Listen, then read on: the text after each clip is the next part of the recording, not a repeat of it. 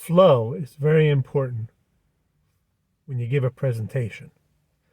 I'm Bruce Rule. I'm a writer and editor, and I help my clients with all their writing needs on social media, reports, press releases, basically anything they need in written form. But I also run public speaking workshops, and I work with individual clients on improving their presentations. And in fact, recently I published a book called Heartfelt Goodbye, How to Write and Deliver the Eulogy Your Loved One Deserves, all about how to make a presentation at a memorial service. I told you last week that I gave a speech on the importance of public speaking skills to a very small audience, and it was kind of disappointing because it was a very small audience. But I got a piece of very interesting feedback afterwards that I wanted to share with you, because it's something that we should be thinking about more often, but sometimes we forget. And that is, one of the people in the audience came up to me afterwards and said, "Your speech flowed so smoothly, I was able to follow along nice and easily." And we don't often talk or think about flow in a speech, but we should. Because remember, people are listening, they're not reading. They can't go back and look at what you said earlier. So you have to make sure you guide them along nice and smoothly as much as possible, or otherwise you're just going to lose interest and they're going to lose your point. So you have to be very careful. Now, one of the ways to do that is to put it into number form almost. At the beginning of your speech, say, something along the lines of, "I'm going to tell you 3 good reasons why you should do X. Reason 1. And reason 2. Reason 3. Now, in my case, I did a chronological speech.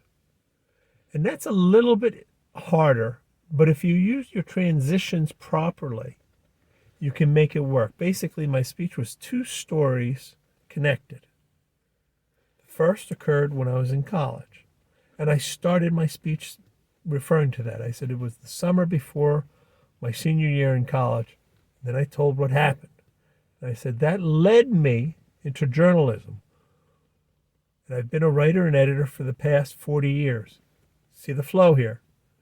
I said, about 10 years ago, in my last newsroom, and I started my second story to finish. By connecting it, by following the chronology and making it clear that this happened here, this happened here, this happened here, people were able to follow it. Make sure you do that when you're doing a presentation. Don't jump around. Look at it as one long flowing piece. And if you do that, it makes it easier for the audience to follow. Now, the other thing that you can do is you bookend the flow. At the beginning, you say what you're going to tell them. Then you tell them your stories. At the end, you tell them what you've told them. So you bookend it. So it's a nice, even flow. Here's what I'm going to do. Reason 1, reason 2, here's reason 3. All right. To sum up, I've given you 3 reasons why X, Y, Z. When you create that kind of flow, it's just easier for the audience to follow. And when the audience can follow you easily, you become more persuasive because they feel better about what you're saying.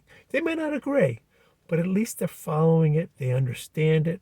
They're in the mood for it. And that's something that a good speaker needs when he's speaking. He needs the audience to be able to be part of it. Flow is very important. Always keep it in mind when you're doing a presentation. It just makes everything easier. It makes you more persuasive.